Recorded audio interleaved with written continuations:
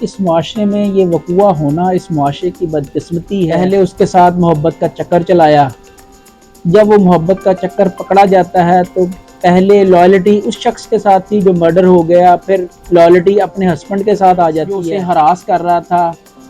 کیا آمنہ نے اس کے خلاف کبھی بھی پولیس کے پاس رپورٹ فائل پڑھ کر اس کا شوہر تھا، کیا آمنہ نے کبھی یہ سمجھا کہ وہ اپنے شوہر کو ہی بتا دے کہ یہ شخص مجھے ہراس کرتا ہے؟ بسم اللہ الرحمن الرحیم۔ السلام علیکم، آپ کا میزبان فیصل حاضر ہے آپ کی خدمت میں۔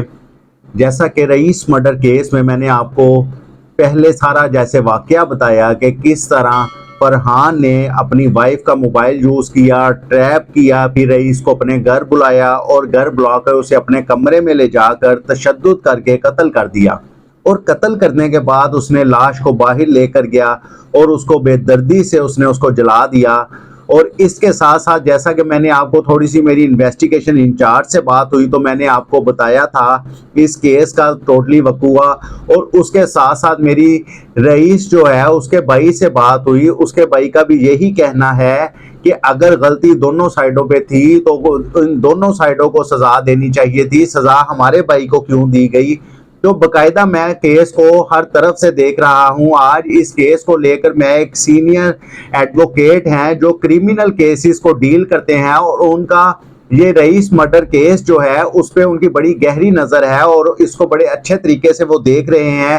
اور آپ یہ بات کو بھی اچھے طریقے سے جانتے ہیں کہ جو آمنہ اور فرحان ہیں ان کو جیل بھجوا دیا گیا ہے، ان کا ریمانڈ ختم ہو چکا ہے۔ اب اس کیس نے اگلے مراحل میں داخل ہونا ہے اور اس کو دیکھنا ہے کہ اس میں ان کو کیا سزا ہوتی ہے۔ پروسیڈنگ کو جاننے کے لیے میرے ساتھ ایک سینئر ایڈوکیٹ بات کرنے جا رہے ہیں، محمد یوسف خان ہیں جو کہ سینئر کریمنل کے ایڈوکیٹ ہیں اور وہ اسپیشلسٹ بھی کہا جاتا ہے، اور جیسا کہ بتایا کہ وہ یہ رئیس مرڈر کیس کو بڑے کلوزلی طریقے سے واچ کر رہے ہیں۔ ان سے پوچھتے ہیں اس کیس کے بارے میں، چلتے ہیں ان کی طرف، سب سے پہلے ان سے بات کرتے ہیں۔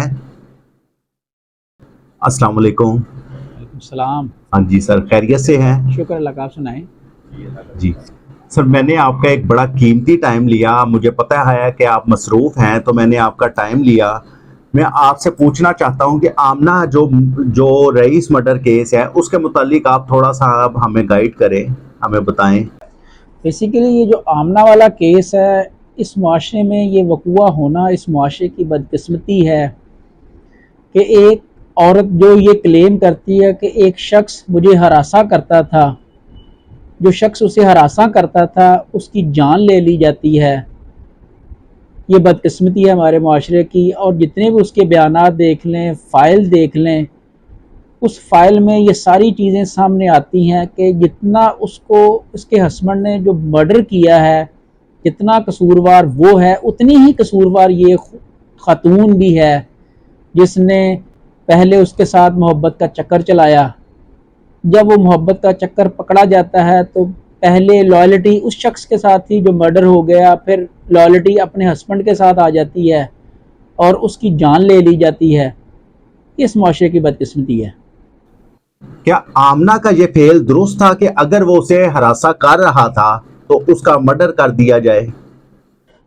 بیسیکلی آمنہ نے اپنے کیس میں یہ ایک ورشن لیا کہ وہ شخص مجھے ہراس کرتا تھا۔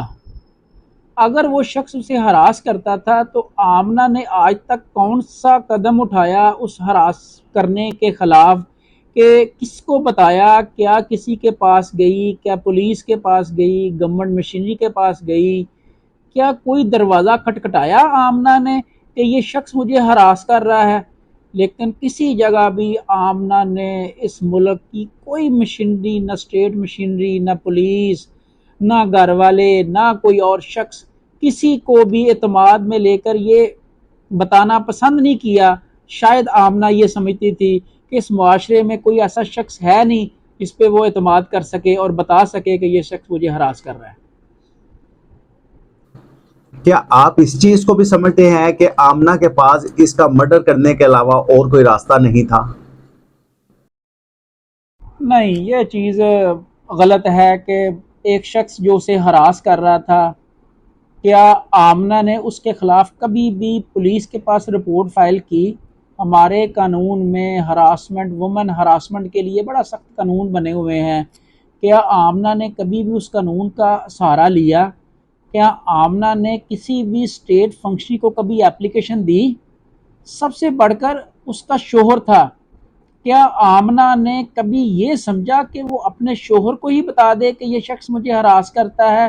وہ شوہر ہی اس کا جا کر کسی پولیس کے پاس، کسی اسٹیٹ مشینری کے پاس میں آپ سے پوچھنا چاہتا ہوں، کیا اس وقوع کے بعد ہم اپنے معاشرے کی بہتری کے لیے کہ دوبارہ ایسا وقوع نہیں ہونا چاہیے، کیا کرنا چاہیے؟ اس وقوع کے بعد ہمارا اس معاشرے کا ممبر ہونے کے ناطے یہ فرض بنے گا کہ کم از کم ہم میاں بیوی کے رشتے کو اتنا مضبوط بنا دیں کہ بیوی کو معاشرے میں کوئی بات چھپانے کی ضرورت نہ پڑے. اگر بیوی کے ساتھ ایسا وقوع ہوتا ہے تو اس عورت کو اس معاشرے میں اتنا تحفظ ہونا چاہیے کہ اگر وہ شادی شدہ ہے تو اپنے خاوند کے ساتھ اس کا تعلق ایسا ہونا چاہیے کہ وہ اپنے خاوند کو بتا سکے. اگر وہ شادی شدہ نہیں ہے تو اپنے باپ، اپنی ماں، اپنے بھائی، کسی کو بھی بتا سکے. وہ جا کر اس معاشرے میں عورت کی تحفظ کے لیے بڑے ادارے بن چکے ہیں، بڑا پروٹیکشن مل سکتی ہے. یہ نہ ہو کہ اس ہراسمنٹ کی وجہ سے ایک نئی جان جائے. جان، جو لوگوں کی جان ہے، اس کو اتنا آسان نہ بنا دیں کہ لوگوں کی جان لینا بہت آسان بن جائے. اس معاشرے میں اگر ہم رشتے مضبوط کر لیں گے نا تو جانیں قیمتی بن جائیں گی، سستی نہیں رہیں گی. بس یہی میں کہنا چاہتا ہوں. جیسا کہ میں نے آپ کو پچھلی ویڈیو میں بھی ایک چیز دکھائی جس میں نے آپ کو انویسٹیگیشن انچارج کی بات سنائی، اس کے بعد جو رئیس کے بھائی نے جو بات کی وہ آپ کو سنائی. آج میں نے آپ کو ایڈوکیٹ جو محمد یوسف خان تھے ان کے ساتھ بات کی، اور آپ کو جو ان کی رائے ہے، میری کوشش ہوتی ہے کہ میں لوگوں کی رہنمائی کر سکوں کہ اگر ایک وقوع ہو چکا ہے تو دوبارہ وہ وقوع نہ ہو سکے. اس کی بہتری کے لیے میری کوشش ہوتی ہے کسی کی رائے لینا، اور میں نے جیسا کہ ان کی رائے لی، آپ تک ان کی رائے پہنچائی. اور میری یہ بھی کوشش ہوتی ہے کہ اگر آپ میرا پروگرام واچ کریں تو آپ مجھے کمنٹس باکس میں اگر آپ کے پاس کوئی کویسچن ہو آپ مجھے لازمی بتایا کریں، تاکہ اس کویسچن کو میں نیکسٹ پروگرام میں ریز کروں اور لوگوں تک پہنچاؤں. اور اس کے ساتھ میں آپ سے ریکویسٹ کرتا ہوں کہ میرے چینل کو سبسکرائب کر دیا کریں، بیل آئیکن پہ کلک کر دیا کریں، اور اس کے ساتھ ساتھ کمنٹس باکس میں مجھ سے کویسچن لازمی کیا کریں. اور اس کے ساتھ میں آپ سے اجازت چاہتا ہوں. اللہ حافظ.